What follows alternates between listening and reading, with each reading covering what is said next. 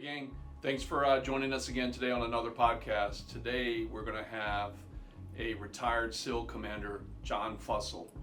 Jon led a team of SEALs at Naval Special Warfare Development Group. Great human being, and it's going to be a really exciting podcast that you're not going to want to miss. Jon today is teaching folks leadership, and specifically when there's ethics involved, so ethical dilemmas in leadership, and he's got some real life combat stories he's going to be sharing, so you don't want to miss it. As always, please subscribe, hit the follow button. We'd love to have you paying attention to our every podcast that comes out, so hit that subscribe button, follow us. Love you guys. Peace. 180 and we're at the speed down to 2500. Good point, wherever you reduce speed to 180. Blackbox.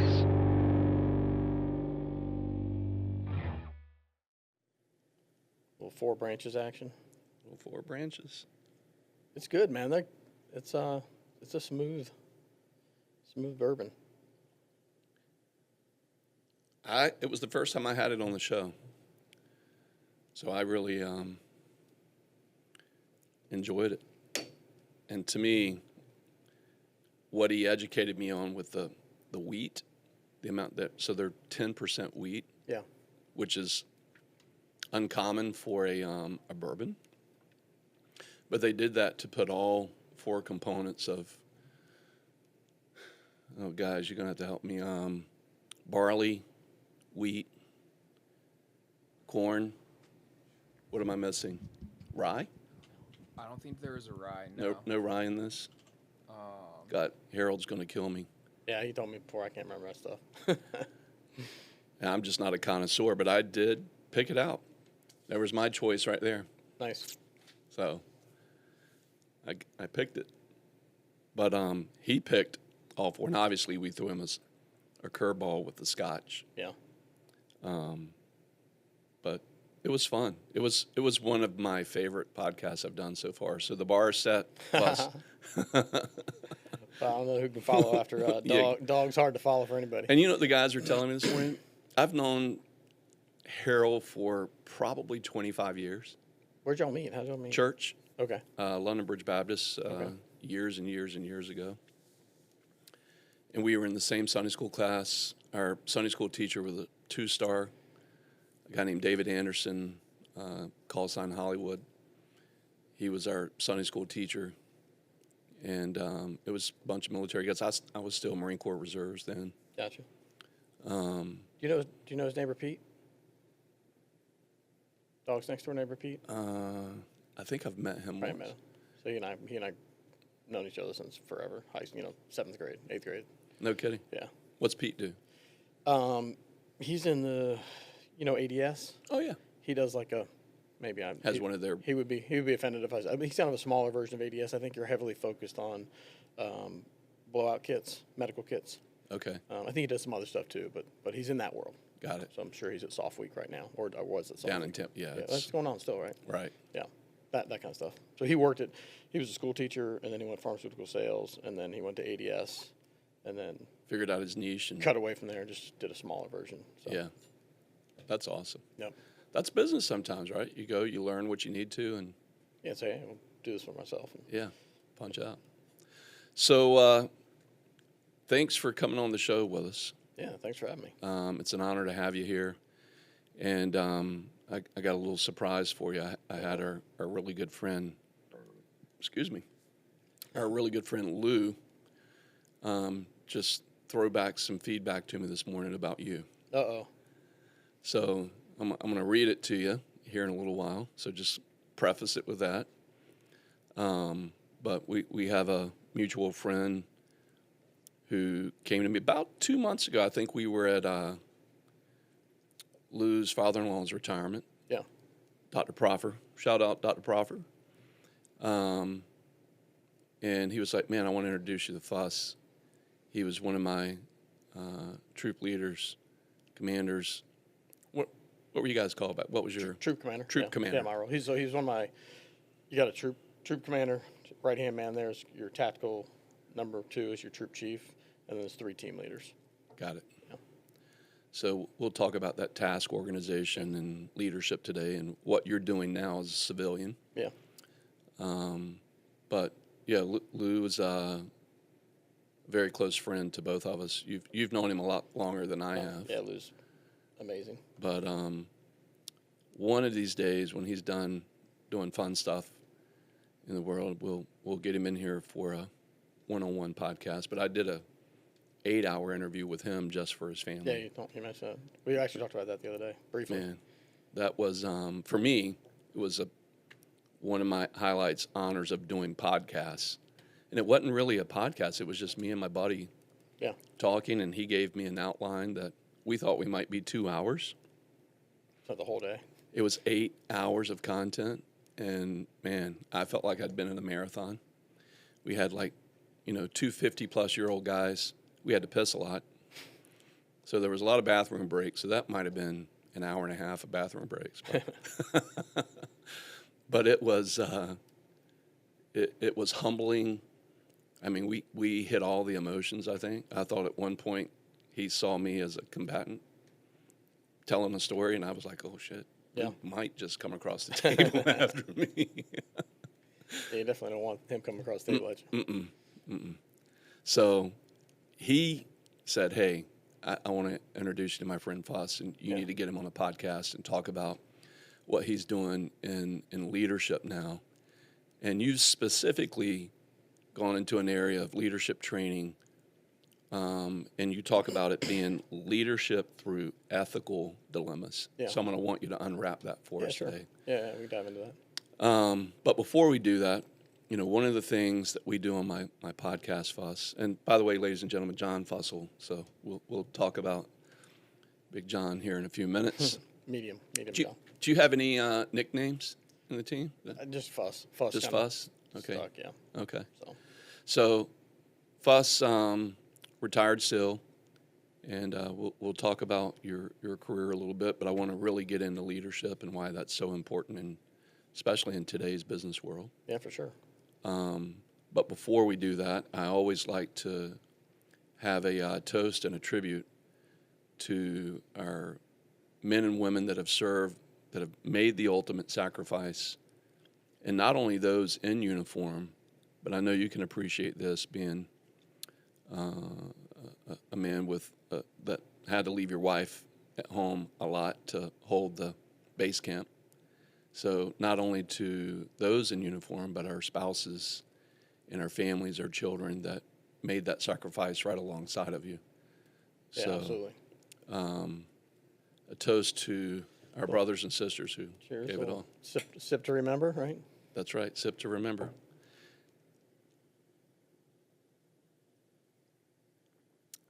And we can sip this along the way. We don't have to kill it. Oh, I'm going to sip it. We don't have to kill it. That's really good, right? That's good. Yeah. So a little story here, starting the podcast off today. We have 4 Branches bourbon. And if you're watching the last podcast we released, it was with a longtime friend of mine, a man that also served in the teams with Fuss, Mr. Harold Underdown. Yeah, Dog was my Dog. my final job before I retired. I ran advanced training for the East Coast, and my senior enlisted advisor, my SCA, was Dog. So we spent, we both retired out of that job. No kidding. Yeah. That's awesome. Yeah, and I had known him. And it's just apropos that you're on a podcast right after Yeah. the one that I did with Harold. Yeah, that's pretty funny. So it's pretty cool. Now, the reason we're drinking 4 Branches is because Harold passed the taste test. So I put him up to the challenge. He didn't know we were going to do this. It was completely spontaneous. It was towards the end of the podcast, Fuss. And I was like, Harold, man, this is really good, but do you really know your bourbon? Do you really know 4 Branches? He's like, hell yeah. And I was like, well, can we put you to the taste test? And he was like, yeah, let's do it. So Jacob, my son, in the control room, he and Cody picked 4 bourbons. Well, 3 bourbons and 1 scotch. And They brought them out on the table, poured them A, B, C, D, which you can see on the list there. Yep. And, well, let's let the video Oh, you got on. show what happened. Let's watch about 30 seconds of this.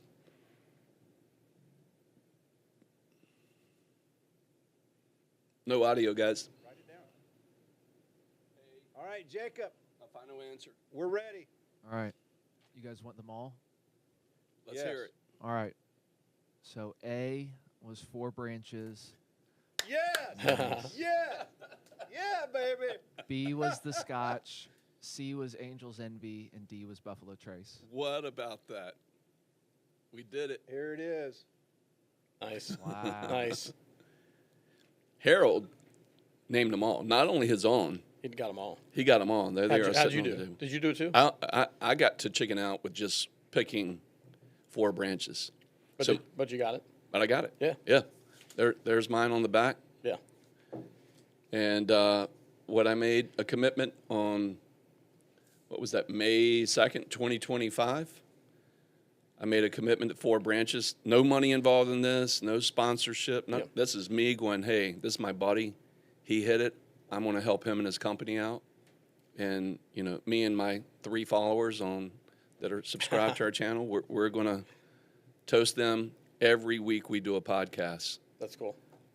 So one of your guys in the Brotherhood didn't let the Brotherhood down. He didn't let the 4 branches down. That's awesome. He crushed it. Yeah, dogs as good as they come. Yeah. They did it right, man. They did. I mean, from the bottle to everything, man. They put a lot of thought into the whole. He goes into it in the podcast and talks about the 4 corners and the edges, why this specific font for this 4. Yeah. It's a pretty cool story, the purple. So go back and watch that podcast. It was a great interview. Harold's a great human being. And couldn't be more proud to just throw out some free sponsorship. What's the spirits or bourbon equipment? It's I'll butcher the word, sommelier for wine. God, right? There must have been dogs got a second career as a. He could be. I don't know if they call them sommeliers or not. Do you guys know what they call? That's probably. I'm probably insulting the entire bourbon business. They're like, don't refer to that. Yeah, I think they do call them sommeliers. Really? for bourbons, for liquor.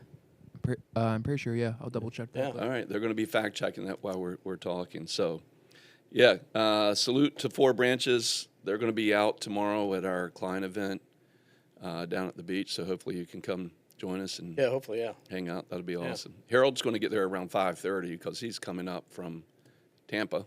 Yep, I might be on the same timeline. We'll see. Okay.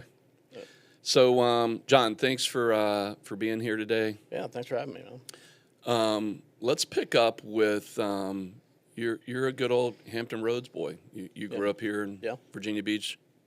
I got here when I was 14 years old, but you went to Kimsville High School. Yep. We moved here from Richmond when I was born in Panama. Born in Panama. My dad was still in the Army at the time, and I only lived there for, I was an infant. But then we moved to Richmond, a few years in Richmond, like 6 or 7, something like that. I think we moved here when I was 7, 1977. What did your dad do in the Army? He was SF. Okay. Yeah, he was Special Forces. And Does he still talk to you today? Is he still with he's not with us anymore, but I'm sorry. He was only in for a brief period. Like, really, it was a chapter of his life. It didn't really define him. He did well and enjoyed it, but Yeah. he was practiced medicine here in Hampton Roads for years. He was a physician. Yep. He was a Okay. doc, What type of medicine? he was a pulmonologist. Wow. So I grew up being terrified of it. So he Don't went smoke. from an enlisted guy. No, he went He in. was an officer. Yeah, he went in after he had Commissioned. He had finished out of med school and Okay. then went in. Wow. Went to med school and then said career shift. Yeah, Vietnam was going on. Jumped in and did the SF thing. Yeah. Just for a few. I think he was in for 4 years. Vietnam was winding down right when he was. Salute to your pops. Yeah, he was going through. They still have it down there actually. JOTB. We used to call it Johnny on the Beach, but it's something blah blah blah jungle training. That's I think the Army still Johnny on the Beach training. So he was going through that when I was born. Wow. So tell me about your family growing up. What was it like here, Kimsville High School, growing up in Virginia Beach? You have siblings? Yeah, I'm one of 4. Older brother, older sister, younger brother, and we pretty close in age, a couple years apart. So we kind of all grew up together, And All your siblings served too, right? Except no. You're the only one who served? No, my younger brother came in the teams as well, a couple years behind me. Okay. And yeah, a couple grandfather in World War II, a couple Marines running around the family, cousin Marine. Got to have some Marines in there. Yeah, It's man. just Yeah, and uncle was a Marine, and one of his sons was a Marine, academy guy, Marine, and then his other son, SEAL team. So, wow. and my mom's brother was SEAL Team 1 guy. So, Now, if I remember right, just pre-show talk over the last few weeks, you were a wrestler at Old Dominion? yeah, did okay growing up here, you know, well enough that I got to get my foot in the door and wrestle in college, and That was a D1 program even back then. yeah, we're a decent program. It, it Yeah. wasn't Iowa or anything like that. You know, we were okay, but unfortunately they dropped it a few years back. They dropped the program at ODU, which is kind of a bummer. How many of those Great Bridge boys did you smash back in high school? I wrestled. Mike Boyd and I were like workout partners. Boyd, Mike yeah. Boyd and I were workout partners in the summer times. We'd go to the camps together, and we ended up wrestling in the state finals. You know, so it was. What weight did you wrestle at? I finally started to grow when I was a senior. I was a little guy. I wrestled sophomore year. I was a 98 pounder. 98. Junior year, and junior year I was 105, and then senior year started to grow a little bit. Finally, started weighing about 140, 145, and I wrestled 126. We were still pulling, we were all pulling 20 plus pounds. It was stupid, So So before a match, you guys would have to cut weight. And tell me about that. And what's the mindset of a teenager? well, it's getting better now. I mean, when I was in college, it was 24-hour weigh-ins, which is just ridiculous. I mean, you could step off the scale and just be useless, just be dead. And then you got 24 hours to get your act together and rehydrate and get out there. Jeez. Now it's a couple. So of when you hours. actually go into the match, though, you can weigh whatever your Oh, body. it was routine. I mean, everybody weighed 8 or 10 pounds more than they did at weigh-ins. Yeah. That was standard. And but I mean, I really think to fix the thing altogether, they just need to have mat side weigh-ins. Like, get on the scale, make weight, step on the mat. Not even the Gatorade, just step on the mat and wrestle. And then that would just force everybody up a weight class, because you might be able to dehydrate yourself a couple of pounds, but Yeah. you're not going to pull 6, 8, 10 pounds of water if you can't function. So Wow. at that level. Wow. So do you think there's anything that correlates to the competitive nature of wrestling, that individual sport? How does that convert to a guy that says, hey, I think I want to be, after college, I want to be a SEAL? I think a lot of this, it's the middle-sized dude sports with no multi-million-dollar contracts waiting at the other end for you that end up doing pretty well in Spec Ops world. I think one guy's opinion on it. Nothing against. I mean, obviously there's world-class athletes playing pro football and basketball and you name it. But if you're just a huge dude who's athletic, the world kind of starts maybe pampering you a little bit, because you're a multi-million-dollar machine, Right. And nobody cares about you're a 5'9", 145 pounds. No one really cares. There's no money behind. So you got to do a lot of hard work on your own. There's no coaches babysitting you and pampering you and all that kind of stuff. I don't mean to minimize the other sports. They work their tails off, clearly. But wrestling's a lot of hard work on your own. And people are like, oh, it's an individual sport. Yeah, it's individual when you get out there, but you're never going to win the match if you don't have an awesome mat room, awesome workout buddies. Yeah. So that's where the hard work gets put in. And then the making weight. I think the making weight part, just the suffering, that goes along with it, it helps a lot for going through the hard pipelines. So Marines, we refer to that as discipline. Would you say suffering is equal to discipline, or are they kindred? You probably have to have some discipline to suffer. You know what I mean? You got to be willing to suck it up and get through it and say, yes, I'm not going to drink any water today. Yes, I'm going to sweat off another 3 or 4 pounds. So. Does Fuss today in your 50s? Yep, I think we're same, really close. Yeah, I'm 55. Yeah, same. Does the 55-year-old Fuss have the same discipline as the 16-year-old Fuss? Well, I'd like to think I'm a little bit better than that guy. Really? Okay. All right. Unwrap that for me. I mean, we just mature. You got a little bit more wisdom. You go about things smarter. Can 55 beat 16-year-old, 18-year-old, or collegiate Fuss in wrestling? I had that conversation. Like, we were talking, like, it's not the 55-year-old version of me. It's like, if you're in a fight, if you had to go toe-to-toe with yourself, what's the age that you would not want to square off with? Right. I don't know. I don't know what that age is. It's It's probably somewhere in early 30s. I think is probably when you're wise enough, you're mature enough, Yeah. for the guys doing our job. Yeah, so like my boys want to pick on me and try to roughhouse every once in a while. Yeah. And the thing that I've been complimented with from my sons and a few of their friends over the years is Kenny Porter's the strongest man in the world in 3-second bursts. Yeah.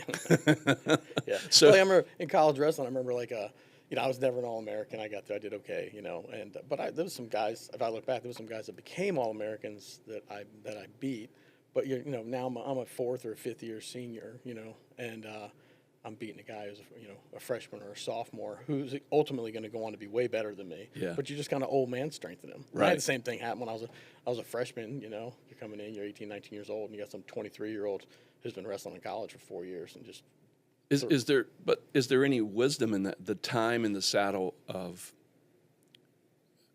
being a professional wrestler and collegiate level Yeah. professional wrestler? The longer that you've had to see, how an opponent acts, unwrap that for me a little bit, and what goes through a mind of a wrestler when you're going to a match? Are you watching tape on a guy? Oh yeah. You're studying just like any other sport. You're studying guys all like crazy. I think the wisdom comes with the exerting energy and conserving energy is what you get a little bit older and wiser. You look at the Olympians, the way they're. It's the burst too.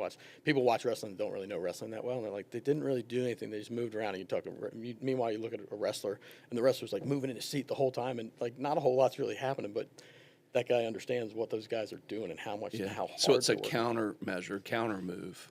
Wrestling's on takedowns. It's like if somebody's going to come jump you from behind, if somebody's standing behind you, you feel pretty vulnerable, right? Right. If they stand to your side, you still feel pretty vulnerable. If they're right in front of you, you feel a lot better.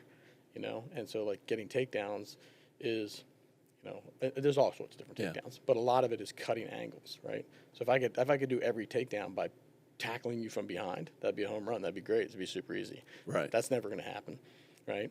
But if I can, through a little gentle push, maybe not so gentle push, tug here, get you to a fake that gets you to shift your weight just a little bit, things like that, and I'm cutting angles, and I can get you to maybe cut an angle, so that collectively I move 10% this way, and you move 10% for me, and now I got a 20% angle that I can get in on you. Like that's what you do. It's just such a complicated dance. All right. So if you have a really good wrestler, grappler, are those the same things and Wrestling, grappling, yeah. very similar?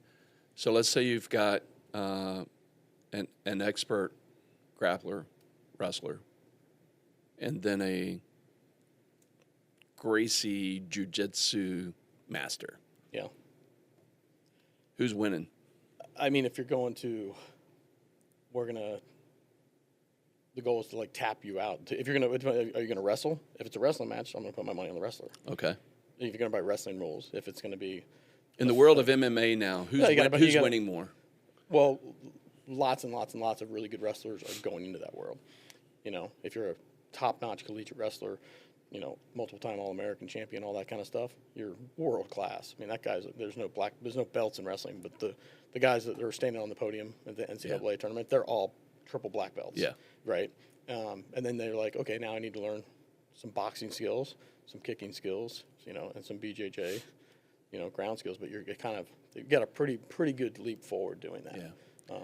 When I was in the Marine Corps in the 1990s, we called it was MMA, but we called it line training. Do you remember that? I don't think we had that same term, but Yeah. But it was really a lot of takedown moves. It was mixed martial arts. It was bringing in wrestling, karate, jiu-jitsu, Yeah. and bringing all of those techniques together to get yourself out of a situation Yeah. more so than into a situation. Yeah, but it's different in combat. You're looking for, quick strikes. You don't want to be in a wrestling match. Right. You might get your ear bit off in combat, right? Yeah. It's survival of the Yeah, fittest, for right? sure. Yeah. So unwrapping this a little more, moving from Old Dominion University, collegiate wrestler, at what point during that period did you say, hey, I think I want to go serve And did your dad give you any hell about not being SF? So I was probably about halfway through school, and just started looking around, thinking about what I wanted to do afterwards. And I met some. I got into rock climbing. I still climb a lot. I love climbing. Do you really? Okay. Yeah, and I met some guys that were in the teams pretty much through rock climbing. That was kind of the first guys that I met. Assist or without equipment? What do you? Oh no, no ropes, no nothing. That's called free solo. Free solo. Don't do that. That's bad. Okay. Yeah, I've done lead climbing, top roping, traditional climbing, sport climbing. I do some Nice. ice climbing. I enjoy it all.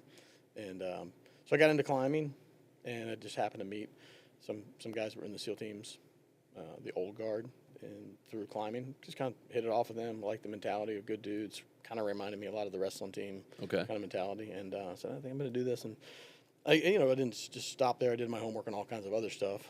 I actually looked at the Marine. Did all the paperwork and everything for the Marine Corps PLC program. Remember that one? Yeah. I was looking pretty seriously at that. I got a buddy.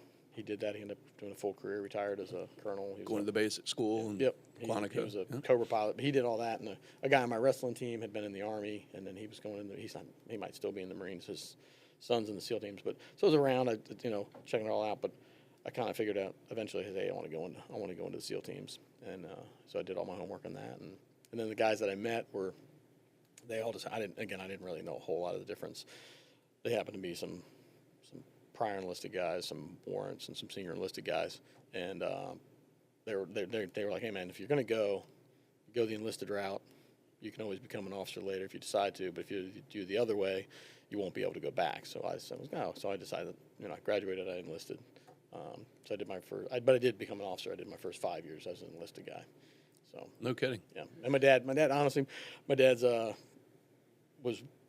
wasn't like he was like, you might want to talk to my uncle had been SEAL Team 1 guy. He goes, you might want to talk to your uncle. He goes, I think he had a better time in the Navy doing the SEAL Team thing than I did doing the SF thing.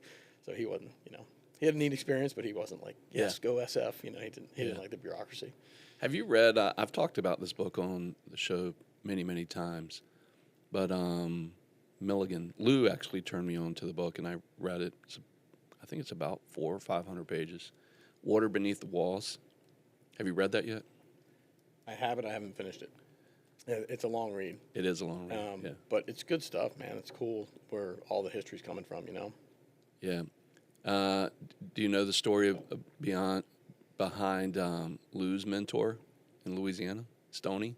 No, I don't know that story. So in this book, they talk about this guy, Stone, who was Lou's childhood best friend's father, Okay. was a SEAL, one of the original UDT guys.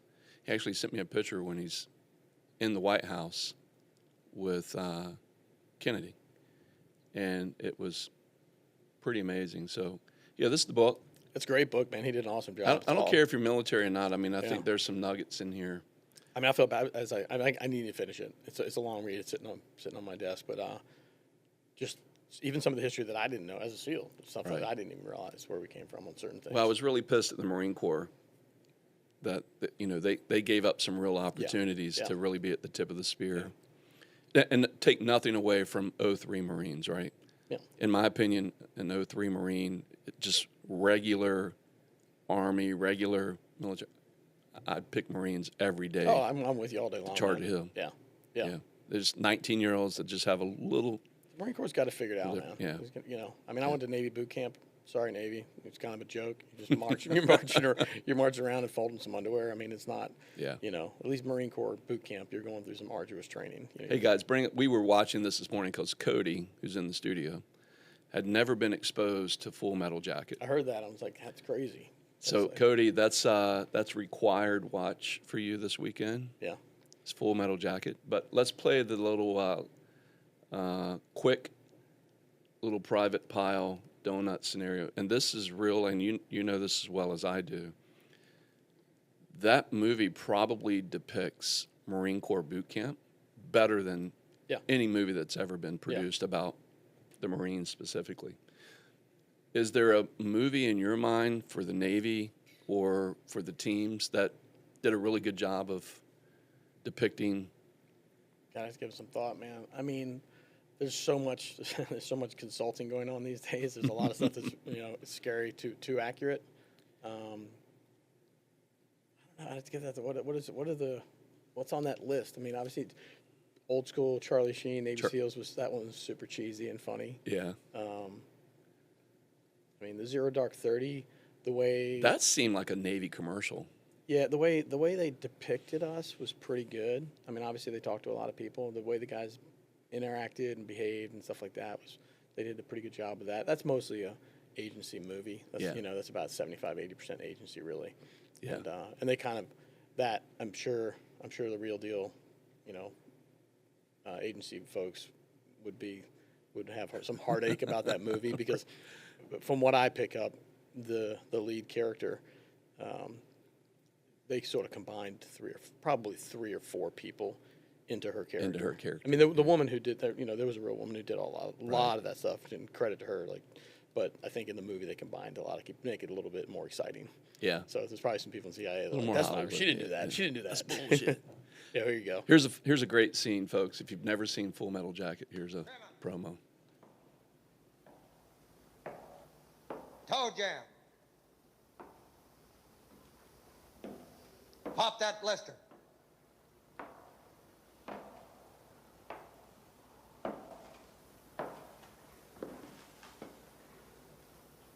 Jesus H. Christ.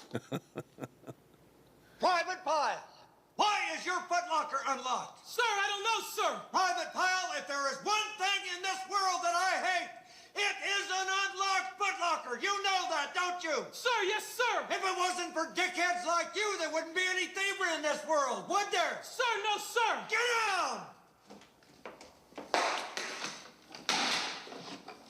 Well, now, let's just see if there's anything missing. Holy Here we go. Jesus. What is that? What the fuck is that? What is that, Private Pile? Sir, jelly donut, sir. A jelly donut? Sir, yes, sir. How did it get here? Sir, I took it from the mess hall, sir. Is chow allowed in the barracks, Private Pile? Sir, no, sir. Are you allowed to eat jelly donuts, Private Pile? Sir, no, sir. And why not, Private Pile? Sir, because I'm too heavy, sir. Because you are a disgusting fat body, Private Pile. Sir, yes, sir. Then why did you hide a jelly donut in your footlocker, Private Pile? Sir, because I was hungry, sir. Because you were hungry. All right, you guys can pause it here. There's a reason I wanted to bring this clip up. I got to say something about the padlock too, but don't let me forget. Go ahead. Oh, yeah, well, go ahead. No, go ahead. Go bring it up. Okay. What I want to do is bring correlation to that scene and that whole unit, that platoon. Right. One guy fucking up. Right. Is an ethical dilemma. That was an ethics issue. Yeah, sure. Yeah. He knew better. Right. He was hungry. But spoiler alert, everybody else pays Yeah. He goes on to punish everybody else except him. except him. Yeah. Unwrap that in corporate leadership. Oh man. Putting you on the hot seat here now. Yeah, no, for sure. It's good. The at the end of the day, I mean, you gotta have the right people on board. Everybody's got to do their piece, right? And it's easy. This is an example of someone not doing their piece, right? So I think it's huge on organizations. We go through painstaking lengths to hire people. Yeah. I mean, for a reason. And you got to dig deep, and you got to make sure you got the right people on board who are going to do their piece, even when it's hard. Yeah. Even when it's not the sexy stuff. It's the back office. I mean, in finance, man, it's the back. Right. You balancing huge trades down to the penny, right? That person's got to do their job. Yeah. And it might be thankless at times. Yeah. But you got to get everyone because again, like someone in the back office who slacks off, it's going to Blow the whole mission. blow the whole thing up. Yeah. Man. Yeah. Yeah. So when you're doing this leadership training, well, before I asked that question, you wanted to talk about the the footlocker. padlock. It was Yeah. well. So when I went through, I did my first 5 years as an enlisted guy, and then I went to officer candidate school, which is much like what you just saw there, but it's a little bit more gentleman's.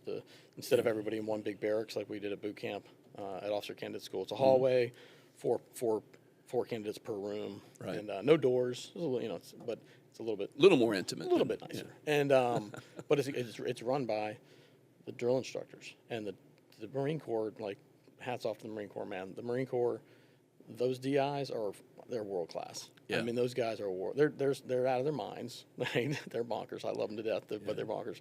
But they couldn't be more professional, man. They're so squared away. And I believe that you had them. I'm not 1,000% sure of this, but I think this is correct.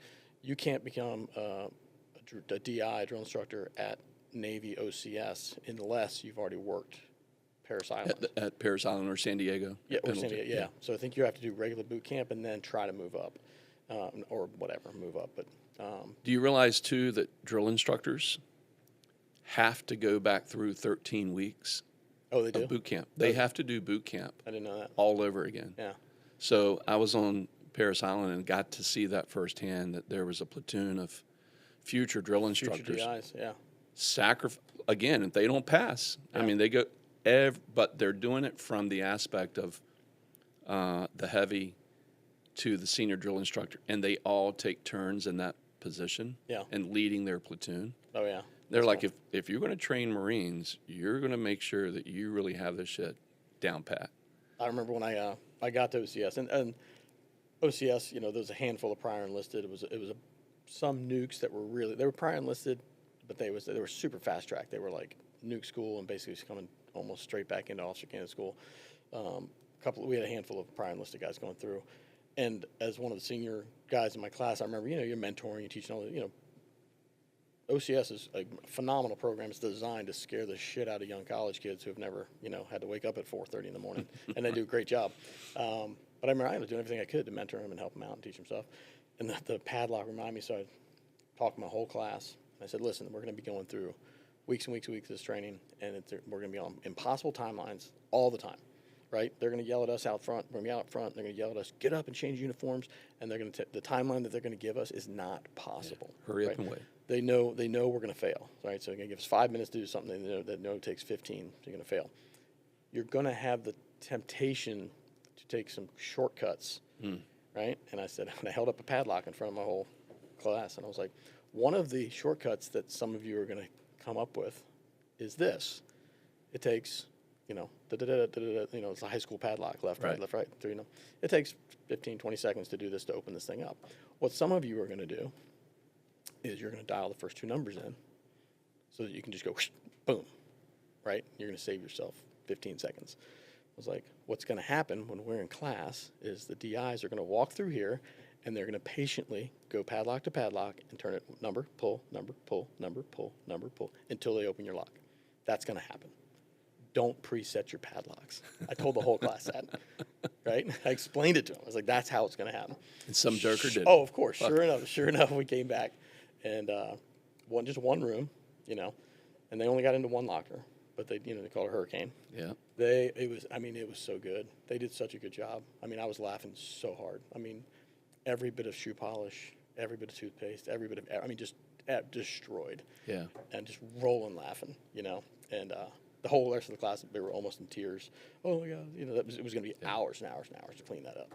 And then I was the heavy then. I was like, no, everybody back to work. Yeah. Everybody's got to study, and we got a test tomorrow. This is not a 80-person cleanup crew going in here. I was like, there's one person that's cleaning that up, and if the three of you in this room with him are nice enough that you're willing to help him, then you can help him. But this is max of four people taking care of this. One of my hurricane stories, Fuss, is I was in boot camp, and drill instructor came in and just went nuts on everybody's footlocker, dumped it out in the middle of the squad bay. And you spend during forming platoon, which is the first 2 weeks, stamping your name in your white T-shirts and your white skivvies. Yeah, like those. When everybody's jealous of the guy named like Lee. Right. Wojciechowski is like, your name's Lee. Slavowatsky. Right? Yeah. Like, horrible. So all of our shit's dumped in the middle of the room, middle of the squad bay. And when the drill instructor said, basically ready, go, grab your shit, put it back in the footlocker, he didn't give a fuck whose shit was in what footlocker. Right. It was just get this place cleaned up, you sort it out later. Right. And then so the following night, we had to have our own stuff. And it was one of these situations, kind of like Private Pile here, where I was I was the fourth squad leader. I wasn't the guide, the platoon guy, but I had fourth squad. Two of my guys were still fiddling around with their stuff, and they had each other's T-shirts and skivvies. So he comes through and basically does it all over again. Like, these two cats didn't get their shit in the right footlocker. And what we were supposed to do is that evening after lights out, well, after the drill instructor hits the rack, you get your moon beamer and you can get up. Yeah. You're using your sleep time to unwrap your footlocker. Yeah. And so everybody's there doing it. Hey, Porter. Yeah. Hey, right here. Yeah. You know, getting your gear back, Yep. getting it folded, getting it back in your footlocker. These two cats still had each other's skivvies and underwear, and everybody paid for just that one little thing. And next time, you better believe my squad, I went back, and that was my fault, right? As a leader, Yeah. I didn't go back and inspect my, I just say, fellas, we good? Thumbs up. I trusted, but I didn't verify. Yeah. Or didn't put a fire team leader to say, hey, fire team leaders, make sure your three guys have their shit squared away. Yeah. And then we'll hold you And accountable. people don't. I mean, like what happened there in the movie. You know, people don't know that going in. You know, and so maybe some people might think that stuff like that might happen, but they don't really believe it. I think the first time you really experience, like, oh man, my whole class is getting beat down over me or Right. us or our room. You know, it's a game changer, man. It's eye opening. Yeah. We had a kid that would piss himself every morning standing. He got medically recycled because he couldn't control his bladder. Yeah. So just wild stuff like that you start learning some leadership traits. But I had this gunny that said to me, Porter, just always be smart enough to listen, but actually dumb enough to go do it. That's a good, And so I've I like the taken that second part. mentality Yeah. of just, hey, I'm going to be smart enough to listen to, got to listen to smart people though, Yeah. right? Got to listen to people that are great mentors, great leaders, and trust the leadership. Yeah. So I'd like you to unwrap for us today in what you do in your civilian life now. What it is to be a good leader. But I want to read something to you. Okay. So this is one of your teammates in your leadership course right now. This is what he said about you. Uh-oh. Number one, it's important for people to know Fuss was a Mustang officer. He was former enlisted ranks and speaks volumes as officers from the path that are few at SEAL Team 6. Number two, he was a top combat leader. He trusted his troops and took a hands-off approach. He gave our team maximum flexibility on the battlefield. We valued that. That's important. Particularly with a specific deployment where we shifted to daylight raids that were dynamic in execution. My first operation in Pakistan was with Fuss. To date, one of the most epic fights. Fuss led that. He had our backs, and we had his. That was Blue Squadron. That was good. 3, one of the coolest dudes under pressure and knew where to be on the battlefield, but absolutely no micromanagement. 4, very kinetic deployment with a lot of gunfights. We went on 3 operations in one day into the night on a 2008 deployment. And then he gave me a little side story. We had these love for dogs. Oh, yeah. He said, we had Diesel in my team in that troop. So Fuss also knew who Diesel was. Yeah. Then he finishes with, I'd follow Fuss anywhere, kind of like this below. And he's given me a YouTube. I haven't watched that yet. Okay. That's our buddy Lou said about you. Lou's amazing. So I clearly pay Lou well. I paid That's him. I paid him for that. No, he's as good as they come, man. He's just an amazing human. But yeah, you don't want to micromanage somebody like Lou. That'd be dangerous. So. Yeah.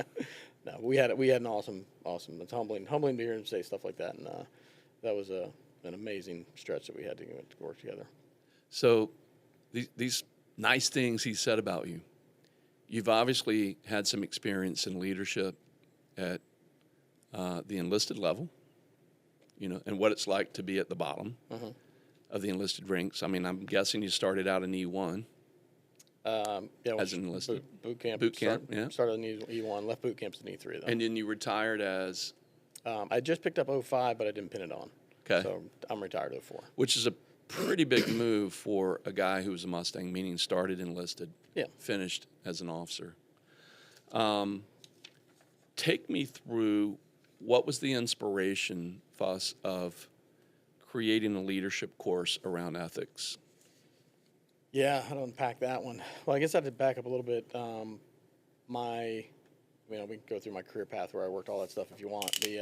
When I wrapped it up, I did 20 in a wake up. It was good for me, and I was on a pretty good track. My next command milestone was within sight, and I knew where I was going to be. But I also kind of knew if I went beyond 20, I was going to go 30 plus, and the family had already been through enough. So I made the decision to transition.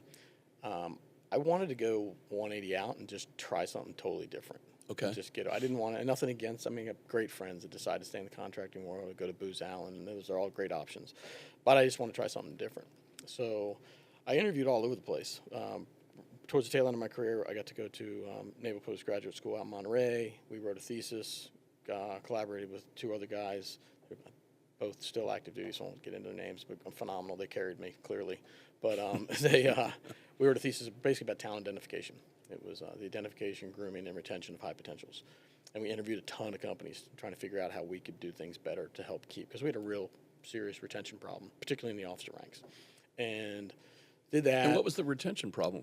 Well, you got to get me back on track. I'm happy to dive into that. The retention thing is, like, at the end of the day, I don't know if a lot of people get this, but you come in, the SEAL teams bring in ridiculously overqualified people, because there's this just draw. High achievers. Yeah, just an amazing organization doing amazing stuff, and you get, like, if you're physically, you don't need to be an Olympian, but if you're physically fit enough and you're mentally tough enough to get through the training, it's an amazing thing to become a part of. So there's a huge draw. So it brings in overqualified. We have very overqualified people coming through the door, present company excluded.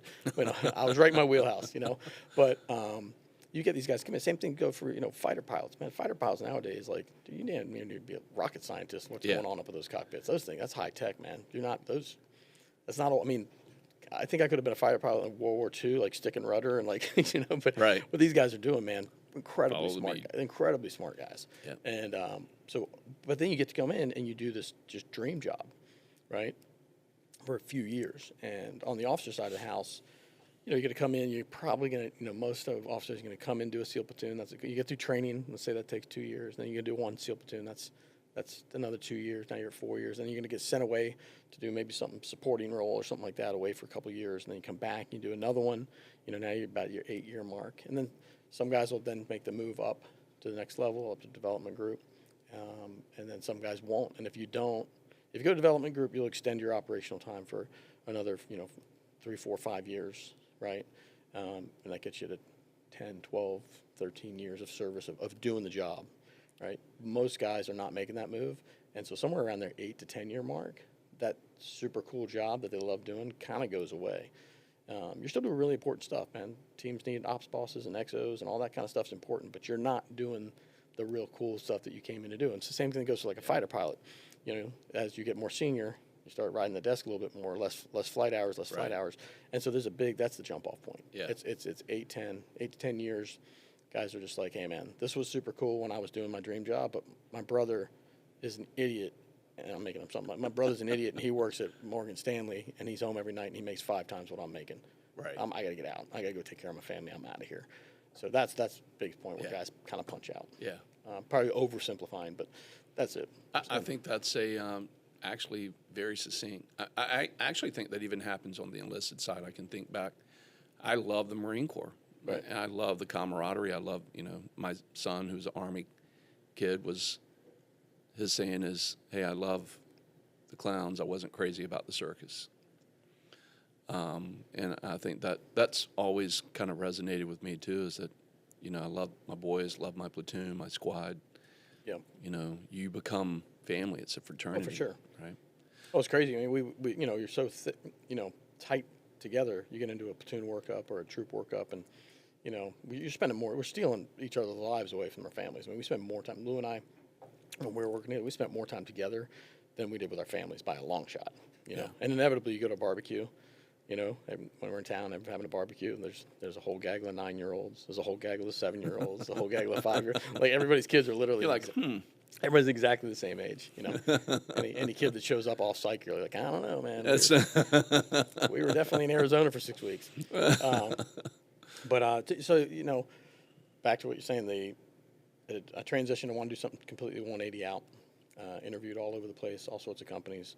Only a handful of finance shops, and things clicked for me at a kind of you would know it, Wellington Management up in Boston. It's on the buy side. Great firm. Yeah, it's a private partnership. It's behind the scenes. It's buy side. I think they're 1.3 trillion AUM or something like that. It's an insane number. Maybe that's a ballpark. And so I ended up getting hired there. I was the business manager to the global trading team or the investment services line, and was, you know, thank God I wasn't being hired to be a finance person. I was there helping. I was like an ops in the military. I was like an ops boss. Right. I was helping my boss herd the cats, and Yeah. so did that for about 3 years, and within like 18 months was getting asked, hey, can you go help this team over here? Can you help her? She's kind of an up and comer, and I was doing stuff all over the place, which I loved doing. It was fun. And I started seeing, like, I didn't have to take it because I wasn't holding any license or anything, but the ethics training. You weren't given investment advice. Yeah. And so people are required to have a certain amount of continuing education credits for Right. certain things, and ethics was one of them. I remember seeing some of the training people were doing. It was so bad. Yeah. And it was so bad. And then when I cut away from there, still bopped around and spent a bunch of time. I helped Hartford Funds. I helped them kind of stand up their value add team, which is when their wholesalers are out trying to get time with you. Right. Help them, and then went over to New York Life Investments and helped them stand that one up as well. And had a good time doing that. But then eventually it was like I had taught some courses before I retired, and I had sort of in the my time in the civilian world, I kind of saw these 3 separate lanes that people were doing. They're doing team building, they're doing leadership development, and they're doing ethics training. And the ethics training was kind of like the most mandatory one. You just had to get your hours. And but all these 3 separate lanes, and it's kind of like a duck. You know, can fly, swim, and walk, and doesn't do any of them very well, right? They were all mediocre.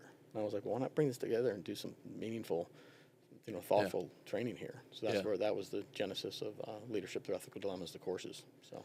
So one that I think, if we can talk about one that you gave me insight on last week, was the Pat Tillman story. Yep. And what resonated with me, Fuss, was that all of these stories and all of these leadership takeaways came from things that it was a dilemma, right? It was something bad happened. Yep. Unwrap the story for us, if you can, a little bit on this, how you laid this out for a course for your trainees. And You mean the little history lesson on the Tillman thing, or? Tillman, and then how you turn that into. Yeah. So the first course is a mission that I was in command. But I'd say back it up a little bit. We have a tendency when things go, and you've probably sat at this table, when something goes completely sideways, you're like, all right, bring it in. That was terrible. What the hell? Right. What do we do wrong? Right. And then, but when we knock one out of the park, we tend not to debrief them. You don't. Right. Right. And you got to debrief them all. You got to dive into all of them. Right. Yeah. So you got to dive into all of them because even if it went great, there's something. There's something. 1% better. Yep. You hear. Yeah. There's always something you can do a little bit better. And I'm not talking about, hey, we need to have some huge multi-hour daily meeting to talk. No, you need a quick, organized, hot wash debrief. Boom, boom, boom. This is what we're going through. It can be a walking meeting. No one wants another meeting on their calendar. Right. We're busy enough. And so just, but being very effective in that. First one was a mission that I was in command of. And then I started looking at, I was getting a lot of asks for additional courses. So just started diving into building other courses. Now we've got a spread of courses. And you mentioned the Tillman story is one of them. And that one was just kind of, I was not involved with that, but I was in Afghanistan the winter of 2000. I went to Afghanistan in October of 2003 and basically ripped out with those guys when they came in. And unfortunately, Pat was only in country, I believe, 15 days when they lost him. And but we had been doing Operation Mountain Storm had kicked off. And if you back it up, you remember the mission accomplished. Right. Mission accomplished. Bush on the carrier. 20 months after the attacks of 9/11, mission accomplished speech. Secretary of Defense puts out, hey, all major combat operations in Afghanistan are over. The majority of the country is secure. We're like laughing, like we're in country when he's saying that. Like, no, it's not secure. And then in retaliation to those, Taliban leader, I think it was Mullah Muhammad, he said, all right, we're ramping up jihad on the AFPAC border on the Duran line. And then, okay, well, in retaliation to that, we're going to launch Operation Mountain Storm. So we were there when it kicked off, and then those guys took it over. And you know, mistakes are made, and people are human, and stuff happens. Don't do any of it to like bash anybody. Just like, hey, we can learn from this. And I think that one in particular too, just because, I mean, it's been 21 years, right? Yeah. It happened in 2004, April of 2004, and that guy, man, to this day, that guy is just a patriot hero, you know, for what he did. He walked away. I think he was several seasons with the Cardinals. Was league minimum. I think it just bumped him up 1 year to a little bit more money, and then he had an offer to go elsewhere, and he turned it down for league minimum to stay with the Cardinals because he's like, hey, this was the only team that was willing to take a risk on me out of college. So he could have made his first multi-million-dollar contract by leaving, and he said no, and he went with league minimum for another year. And then when he was going in, I believe it was the Rams, but somebody, I think he had about a $10 million contract waiting when he joined the Army. And decided to go to Ranger Bat. Yep, he went to Ranger. Try to make it a Ranger Bat, but a stud like him, he should make it as long as the gray matter.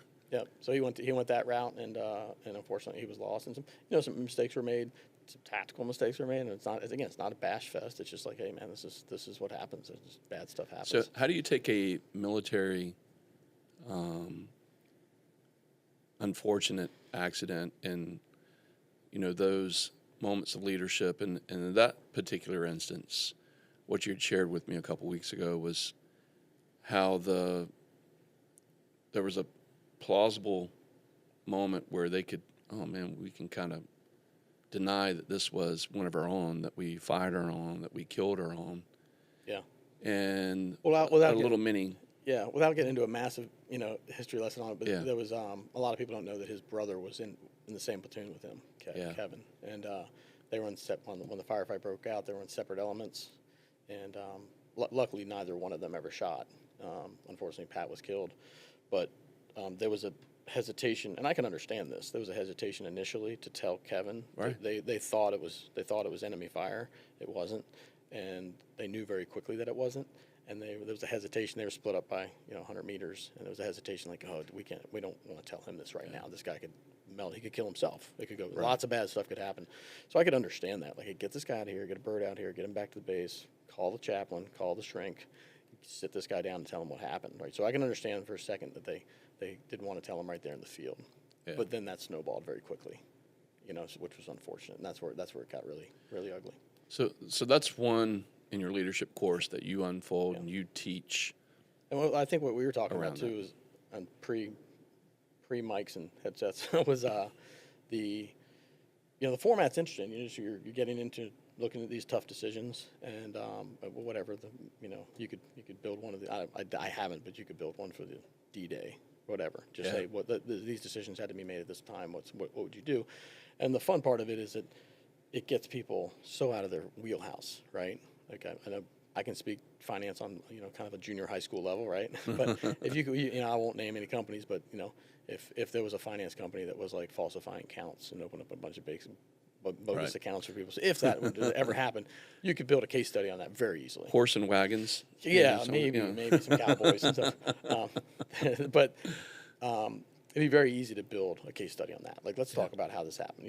It's death by 1,000 cuts. People don't wake up. You don't wake up one morning, and be like, oh, my moral compass is in the toilet, right? It's a little, and in your industry, man, there's or maybe you would never do this. There's a wholesaler trying to get your time, right? And I know they don't bug you that much, but like wholesalers trying to get a financial advisor's time, right? And they're friends, and they've gone to dinners, and they played golf together, and there's an event, a concert or whatever, and they're buddies, and it's like, hey, Kenny, I know you're not in town, but there's this concert. Can you sponsor it? You know, now you're the wholesaler. Right. And you're like, well, I'm not even in town. I'm not supposed to do this, but here's my credit card. Pay for it. Yep. We're buddies. I mean, yeah, you know, and that's that's not the end of the world. It's not bad. But every time people are probing. Ratchet it up, People yeah. are always probing. Like, okay, I know Kenny's standard. He's one to throw down the credit card when he's not in town. Yep. He'll bend that rule. I wonder how far he'll bend it. I wonder what other rules he'll bend. You know, and so it's just like that slippery slope, and all of a sudden you wake up and you're like, you know, every time you do it, your high water mark is a little lower, and then that's where you got to hold the ground and make some tough decisions sometimes. You know, and the finance one, like I was saying, you could build a case on that pretty easily, and then go. If I rounded your gang up and we went through that case, you know the finance world too well. Yeah. You know what I mean? You wouldn't get as much out of it. You'd be like, well, I wouldn't do that. Well, no, I would just call the SEC hotline. You know, I would do this, I would do that, because you know the industry. Yeah. But by getting people out of their wheelhouse, like we were talking earlier about, like, build a case around a terrible situation in an operating room. Yeah. Like, we're not doctors. I have no idea, you know, but I would be like, well, I guess I think I would do this. It's lesser to one of the patients is going to die. I think I would try to save this one. This is why. And they'd be like where your head's out, but actually that one's got a greater probability of living because of this and this and this. So I have an attorney. He used to be a friend, and you have to be careful saying that people are your friends that are now in federal prison. But years and years ago, I don't want to disparage his family. He had a great family, and he was actually a great attorney here in Hampton Roads for years. But to your point, his moral compass over time slipped, and he ended up 33 years federal prison for real estate fraud. Yep. And he was entrusted as a fiduciary Yep. with running a title company and, paying off one mortgage and, taking funds from another mortgage company. But what ended up happening is the guy had one instance where he had this real estate deal that needed to close that he was part of, his baby. And he had this real estate deal where he was like, well, man, I can go into my trust funds. Never mess with those. Yeah. He did. And he funded his real estate deal, and it worked. No harm, no foul, nobody knew Right. on that one. Fast forward 6 years, he started doing this in a massive compounded way where there was multiple loans that he hadn't paid off. Yeah. And was using the funds in other real estate transactions. And he forgot to pay a mortgage on a couple of loans that he still had out there, somebody else's loans. Right. And long story short, the feds visited him and found a series of bad decisions. And it cost him his career, it cost him his reputation. And apparently his freedom. His freedom. Yeah. He actually gets out this year. He's, good behavior. You see it in everything, man. I don't. We could go stories this all day long, Yeah. but I got a really good friend. I won't name. He's a Ivy League professor, really great guy, super smart. And I remember a couple of years back, he called me. He said, "Hey, I'm gonna pick your brain on something." He calls me up. We're on the phone. He had a student busted plagiarizing. It was maybe 5 years ago. Busted, red-handed, plagiarizing. And he's, I'm so torn. And the student was a foreign student, so I guess on a student visa or whatever you call it, And I was like, well, is this student aware? And he's like, oh, yeah. I was like, and it's clear. He's like, oh, yeah. And he goes, well, I could spare this student. I could, fail him or da-da-da-da. He started going through all this stuff. And I was like, hey, man, I do not envy your situation. Because, the student was basically like, if busted was going to be done with school and probably leaving the U.S., like going home, head hung low. Pretty bad. And so I do not envy your situation in the slightest, but what I would tell you is that if you decide to let this person slide, you might as well, on all of your future syllabus, right at the top, go ahead and put, you can plagiarize and survive in this class. Because as soon as I cut you that slack and I let you do it one time, you think that's going to stay with you? You're never going to tell anybody? Yeah. Of course not. You just assume that's public knowledge. The whole world's going to know that. Everybody can. And then you want to hold my feet to the fire on plagiarism 5 years later? I'll be like, whoa, what about so-and-so? You let that person slide. Like, we got a real problem here. So is there a point in leadership where it's better just, if I don't know it, it didn't happen, it didn't A occur? little plausible deniability. I've seen plausible deniability. I don't like. I don't like the plausible deniability thing. I think that's pretty cowardly. Like I know what these guys are doing. I like the results, but I'm going to bury my head in the sand and pretend like I don't know what they're going on over there. Yeah. That's not leadership. So in your course, you have a personal story. I mean, really personal. Mm-hmm. Can we unwrap that one today a little bit? Yeah, Without giving away the a little juice? bit. Yeah, that's the thing. Yeah, it's a little bit. We gotta give you some Yeah. suspense here. This is great leadership training. Yeah. But as a SEAL officer, and I mean, we've got it right here in writing, one of your troop chiefs said, hey, he gave us the opportunity to lead. Yeah, for sure. Yeah. And, kept us on track. Well, I think. Yeah. Go ahead. Sorry. No. That's, please finish. No, I think that's a big thing is getting so the plausible deniability I'm not a big fan of, right? It's just I think it's cowardly. It's burying your head in the sand, and then what's even worse is when those guys like bury their head in the sand. You see it from time to time. I like what these guys are doing over here. I don't like the way necessarily it's going down. I like the results. I'm just going to pretend I don't know what's going on, but I'm definitely going to take credit for that because it's cool. Because the end result, like that negative, man. That's not. You're not a leader. Now the one thing I would say, if that same person has got some guts, right, then maybe they become the senior man with a secret, which we all, that's a real thing, man. And you got to make a decision. Hey, am I going to be the senior man with a secret? And I'll tell you what, I was a senior man with a secret multiple times in my career. And if any single one of those things had blown up, I would have been done for. Right? And I know for a fact that I would have gone back and done it the same way because I knew what I was doing was the right thing by the crew. So what led you to keep a secret?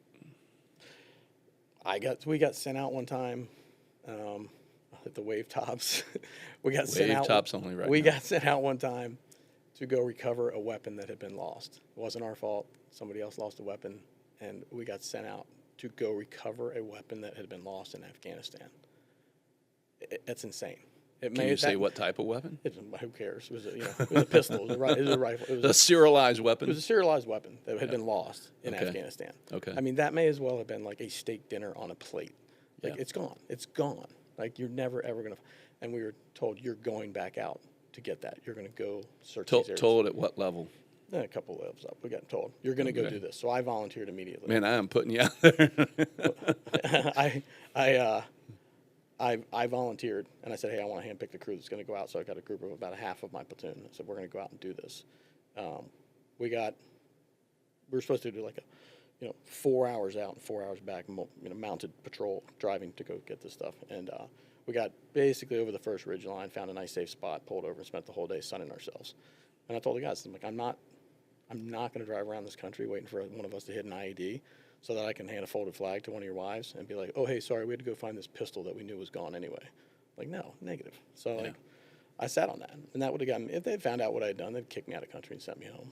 But I'm like, to this day, I'm like, you guys are idiots. Not one person that had sent us out to do that had ever been in combat, What does it do to you now, Fuss, when you see the after action of what we all witness on the one-eyed monster, seeing a C-4, whatever the Galaxy, whatever the plane is, taking off, and Afghans holding on the to C-17. C-17. Yeah. And, folks so desperate to get out of that country or, for whatever reasons. But you having to put your career on the line for something like that and then seeing the debacle. Yeah. I mean, I think you could throw a box of crayons at, a preschool class and they couldn't have come up with a worse plan for the exit strategy if there was one. It's just mind-boggling how poorly that was handled on every level. But I tell guys, a lot of guys are really down in the dumps about it and all that. I'm like, look, man, if you're working construction and you happen to, you put in a couple years of your life building some building that when you're an old guy, it's getting demoed one day. You know what I mean? Like, you still did the best job. We did the best job we could with what we had available at the time.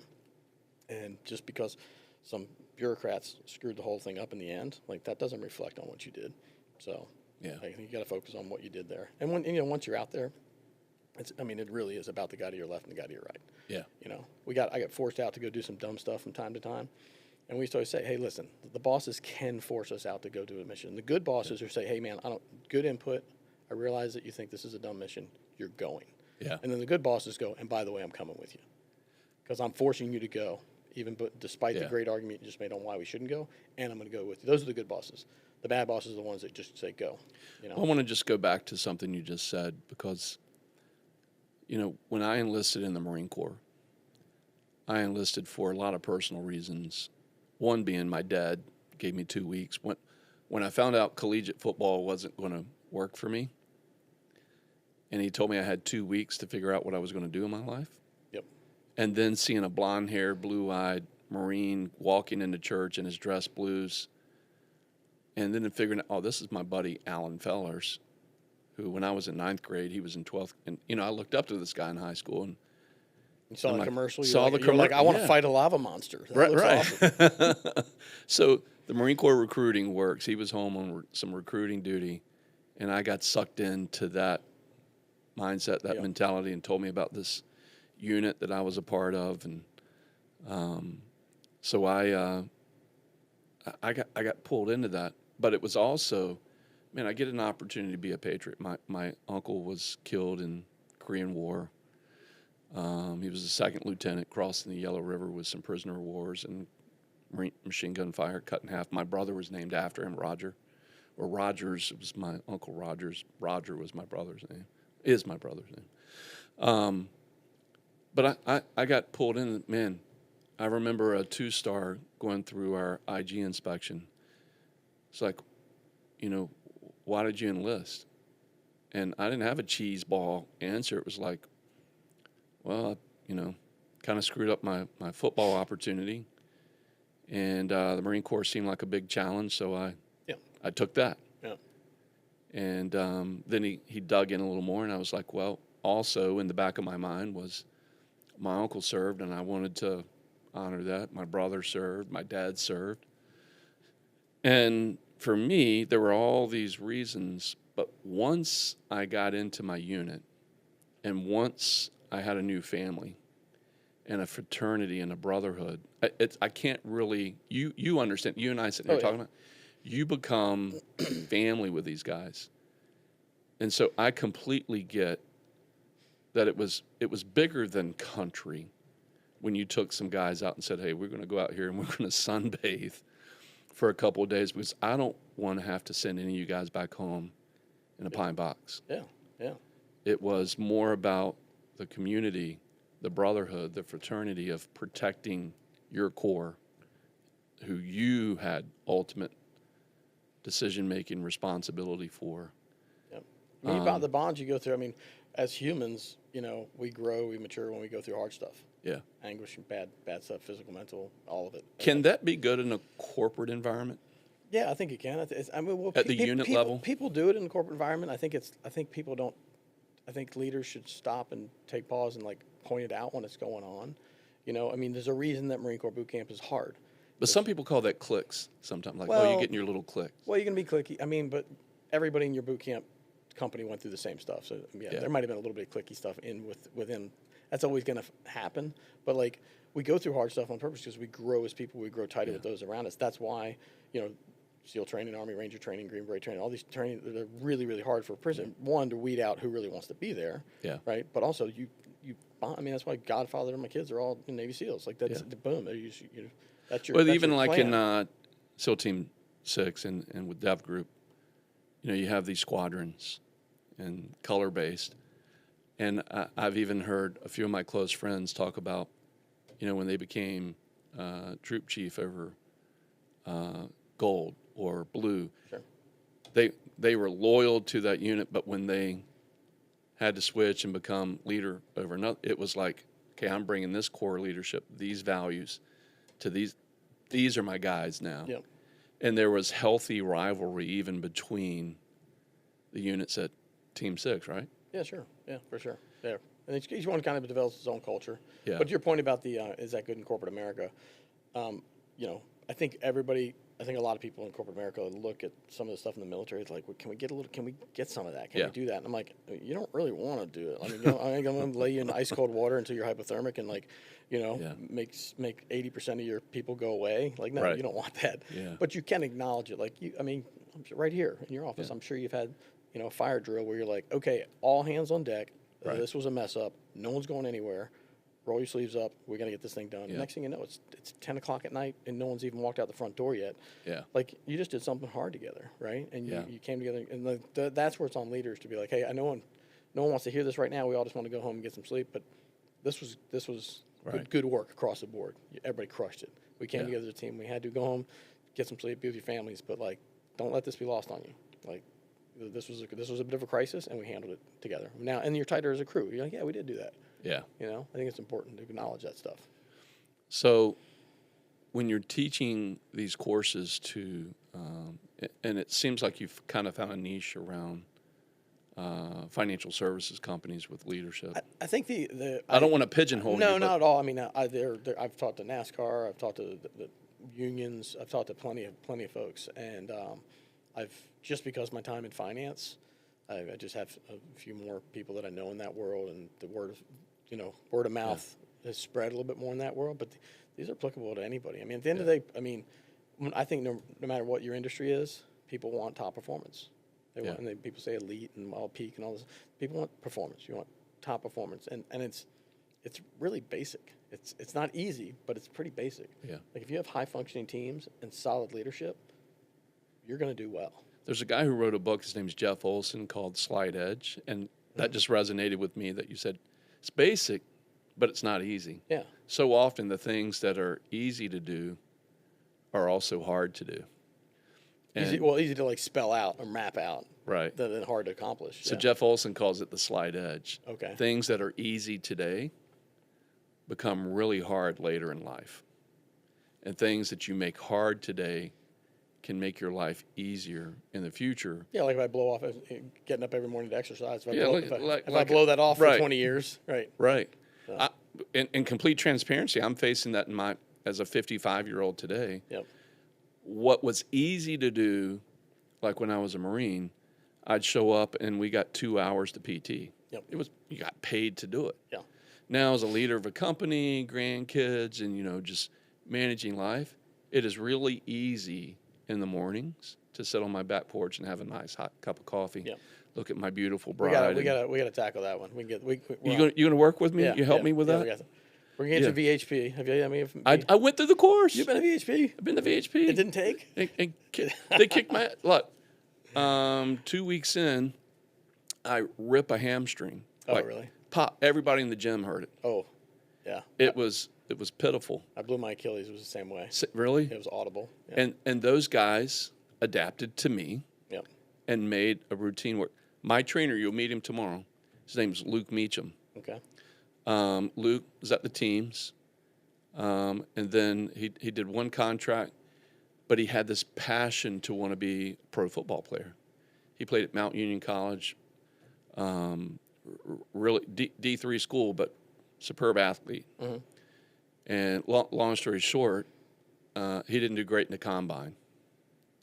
So he ended up playing pro American football in Germany, and has crushed it. But the guy just has a high tempo for and mentality for being the best at whatever he goes after. It's real great dude. You'll meet him tomorrow.